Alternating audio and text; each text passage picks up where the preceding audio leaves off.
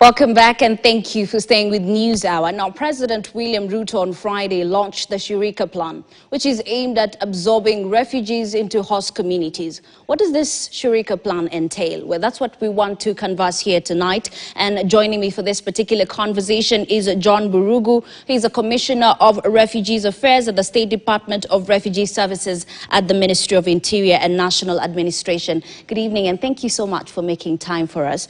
So before we even get to the nitty-gritties, President William Ruto spoke during that particular launch. Let's just listen into what he had to say.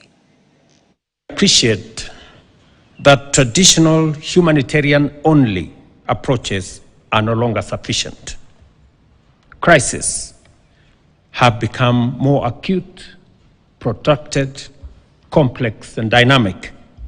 Resources, on the other hand, have declined, and the possibility of resettlement remains a... All right, that is President William Ruto during the launch of Shirika Plan, picking up from where he left. I mean, he says the resources are becoming quite stretched, for everyone. So let's talk about that. Was the Shirika Plan necessitated by aid cuts, or has it been a long time coming?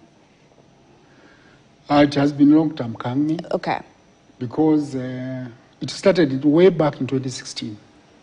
That is when the United Nations High Commission took a resolution to the UN General Assembly seeking to have the refugee hosting countries innovate and come up with a sustainable refugee management. Because it is not yesterday, but even then, 2016, the resources, the global basket on humanitarian support to refugee management was becoming less and less. And that has increased over time. And today there are about 120 million refugees displaced globally. And in our country we have 836,907 as per 28th of February 2025. It means that we have to have, the government has to have resources adequate to support them. The government of Kenya provides security. The communities have donated the land that we have gazetted as designated areas and the camps, Dadaab and Kakuma. And we have invested quite a lot in terms of the refugee responses. Remember that initially, refugees came as an emergency, displaced because of conflict, displaced because of genocide and other triggers. And these displaced populations, therefore, came within our borders. And initially, it was an emergency. However, the emergency has now become into a prolonged stay over 35 years. And therefore, government has to rethink the sustainability of continued hosting, not forgetting that the country is obligated internationally, having been a signatory of the 1951 UN Convention, which as a country we ratified in 1966. And we are also signatory to other conventions like the OAU, a convention of 1969, the regional treaties and conventions, the IGAD approaches to response for refugees in the IGAD region, the East African Community. And we also have participated in the Global Compact for Refugee. We have our own comprehensive refugee response framework that we developed in 2020. So Shirika Plan has happened as one of the many progressive instruments that the government has come up with to try and see which interventions support sustainability. And I get that, but just hours after this Shirika Plan was launched, we saw a section of leaders from Turkana County in particularly just term the decision as controversial and rushed.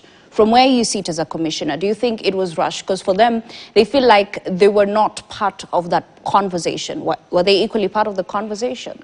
We have had many forums, many consultations, engagements from the members of county assembly, refugees themselves, political leaderships, members of parliament, the governors, faith-based organizations in the two refugee hosting counties of the Dadaab, of Turkana and Garissa, I would say there has been adequate consultations. The ultimate objective of Shirika plan is socio-economic inclusion. I want to disabuse the fact that many wrongful narratives are there, that Shirika plan amounts to granting citizenship, registering people to have Kenyan IDs.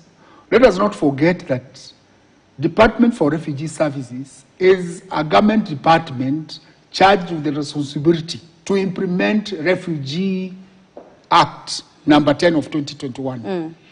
Any person who wishes to be a citizen, for those of us who are born Kenyans, we automatically become by birth. Yeah. But for those who want to be naturalized, they must be, they obviously will be foreigners. And whoever wants to be a Kenyan citizen follows the immigration and citizenship laws, not the refugee law. So that is one of the facts. Two, there is no integration of the refugees to be citizens. What we are supporting them is to integrate into the Kenya national government service delivery systems. For them to access education, access health, access water, be able to also get permit M, which is a category for refugees, and integrate into the labor system of the country, be able to make a living. You know, today refugees have been holding their hands and waiting for humanitarian support. Yeah. We are unfolding their hands, opening the forums and interventions by policies, regulations, and interventions that would sustainably support their self-reliance, transforming their livelihoods, and not relying on humanitarian support, which the basket is dwindling. Which comes to my next question. I mean, what skill set do these refugees bring into these communities? Because as you've said, they're used to receiving. So have they been trained? Are we ready? And what are some of the skill set that they possess? Shirika plan is going to be implemented in about 9 years, in 3 phases. Phase 1, 2025, 2028. This is a transition time. From humanitarian, we need a mind reboot. We need a lot of sensitization, a lot of awareness creation, capacity building. One of the pillars is systems building. Refugee hosting areas are arid and semi-arid areas. That is Turkana and Garissa. Meaning, therefore, that even the environment is challenged. We need to be able to see how best can we take systems that invite private sector intervention, that also support service delivery. The second pillar is integrated services. Refugees have not been able to access and integrate into the national government system. You are aware that government is delivering services through digitalized platform, e-citizen. Refugees cannot access that until we have the refugee data management system, which is also a component of Shirika plan, so that that database is interfaced with e-citizen, and therefore refugees would digitally be able to access over 22,000 services that are already on board e-citizen platform. So we are doing much more in terms of policy reforms, in terms of integration of the frameworks that are necessary. Refugees cannot today own a phone like you do. Neither can they open bank accounts. So we need to bring them into national government financial ecosystem. How do we do that? By opening the KYC, ensuring that the refugee ID, which we grant them today, or in another word, they call it ADN card, that card is recognized under the anti-money laundering, counter-terrorism financing regulations of 2023. Which itemizes which document one may use as a KYC to open an account, which refugee ID was not identified. So we have to amend that law. So it is many other 17 laws that we are amending through Shirika plan to ensure that then we are opening the environment. We are creating a conducive environment as a government. And that is where we are seeking all stakeholders, political leaderships included, support to ensure that we transform the refugee hosting areas into commercial hubs, into productive areas that now contribute to the economy instead of being consumers. So once they are integrated into the systems, then they'll just need their refugee card to access all services? Because the other issue that Turkana residents were raising is that they feel like the refugees will be advantaged because some of the Turkana residents don't have IDs. So now that you're telling us that, you know what, it's not about the national ID. They already have their own set of ID that they will be using for services.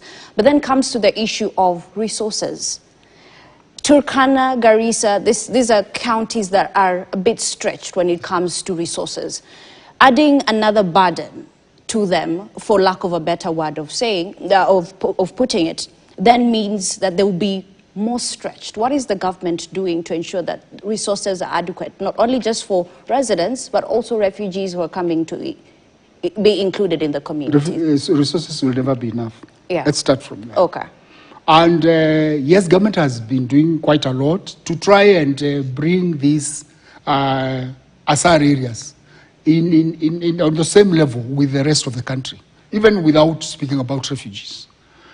I point out that, you know, there is what we call there's a fund, equalization fund, that is meeting 14 counties in the country in terms of 0.2% of the national consolidated fund going to support education, roads, water, health, so that these counties come up. And that is in the constitution. However, in relation to the refugees, the resources have come from the international community. The national government is obligated internationally as a host country, and it has provided security. In relation to whether the Turkana and the Garissa residents feel that they are marginalized and even the refugees will take advantage, far from it. Why? Right now we have 6 programs that we are implementing in these areas. One of them is what we call Kenya Primary Early Learning Program, under the window for hosts and refugees. That is a 50 million grant program to look at unequal education outcomes in both regions that is hosting refugees. And that includes the host children, the refugee children. And we are expanding the schools, taking accredited teachers from TSC, providing hot meals, ensuring there is sanitary tile for host girls and as well as the refugees. So the host community should not feel that disadvantaged. More importantly, they have an equal footing. They have even a better chance because they are Kenyans. They know the terrain. The refugees, by the way, we have what we call Kenya Urban Support Program 2. And there we have 2 special municipalities, the municipality of Dadaab and municipality of Kakuma. And the infrastructure of the 2 municipalities will be upgraded progressively in a span of 5 years, where the market, social facilities, health facilities, education will be upgraded to benefit the host as well as the refugee. So there is no disadvantaging the host community. In fact, they are the ones who are ahead, because the refugees, before they even learn the traditional issues of how they now move from the camp to integrated settlements.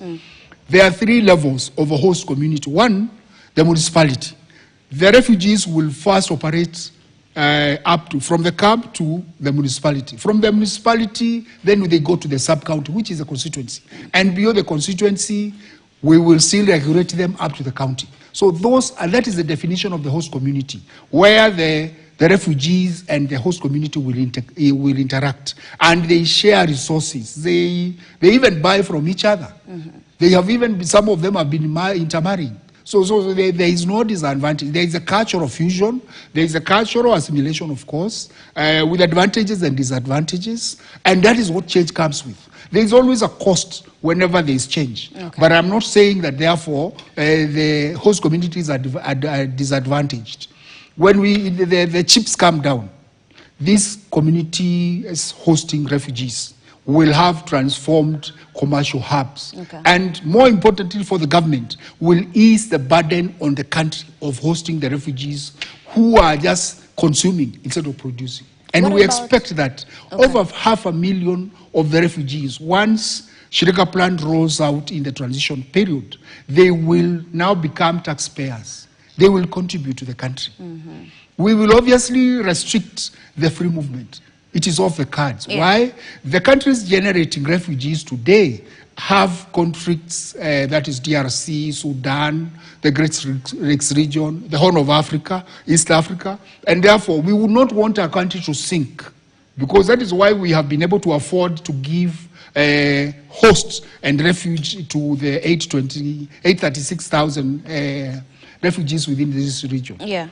So essentially, therefore, there is even if there is a Shirika plan, there is that graduated free movement. Okay. Yes. So, you know, the other issue that they were raising was security. And even as you talk about security issues, let's talk about repatriation. Because Kenyans are asking, is there a way, or is the government even thinking about repatriating some of these refugees just to ease the burden on the country? I would agree with Kenyans, the concern. Yeah.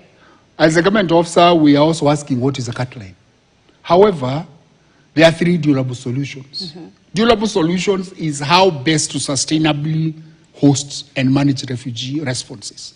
And one of them is third country resettlement. That is where we get quotas from America, Austria, France, Netherlands, Sweden, Norway, and they migrate permanently to go and settle there. So far, since 2013, 98,000 only from the numbers that we have settled to those third countries. 62,000 are voluntary repatriation. Voluntary repatriation is where a refugee steps forward and says, I would want to go back to Rwanda. Yeah. I would want to go back to Burundi. I would want to go back to my country of origin. How often does that happen? That is why I'm saying only 62,000. Yeah. Last year in November, we took 54 only one flight to Burundi. And half of that number have come back to what we call returnees. Why? Despite them stepping forward to go back for voluntary repatriation, they went and they could not reintegrate. Okay. Maybe they found their shambas and their other properties. They could not reintegrate. They may have overstayed here and therefore they are not able to settle back. And there is also a caveat there on voluntary repatriation. Why? Voluntary. I cannot force you to go back to your country. We tried that in 2015 through a tripartite, Kenya, Somalia, UNHCR, and we closed E4 as well as Cabios. And then midstream, having repatriated about 7,000, about 3,000 were left in the pipeline of repatriation. And that is a number that now, again, we had to plow back into the database of the refugees. So voluntary repatriation is a challenge. The third durable solution is localization. And that is where Shirika Plan now comes in. Localization is how do you integrate, how do you support interventions, how do you, does the government come up with strategies and interventions that sustainably support the refugee to self-reliance, to build resilience and transform their livelihoods, to be hairdressers, to be drivers, to be car wash people, to serve in hotels. There are doctors. I have a doctor, one in Kayore, who is running his own clinic. Okay?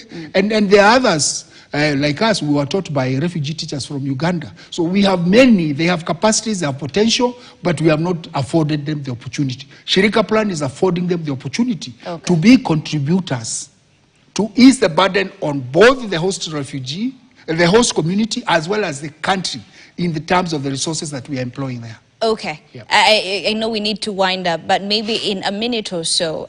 In October last year, I believe, the Department of Refugee Services issued a directive requiring all refugees and asylum seekers in Kenya to surrender their passports. Did they happen? Because it was in 30 days. Yes, and I would want to say that matter is still alive in court. Yeah. They took me to court. Why? Who is a refugee?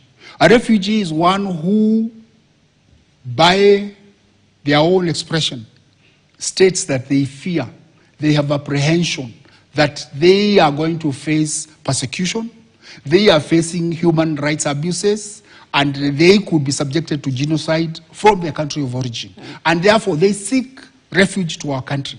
Once you cross into the Kenyan border, you do not submit yourself to the country of origin.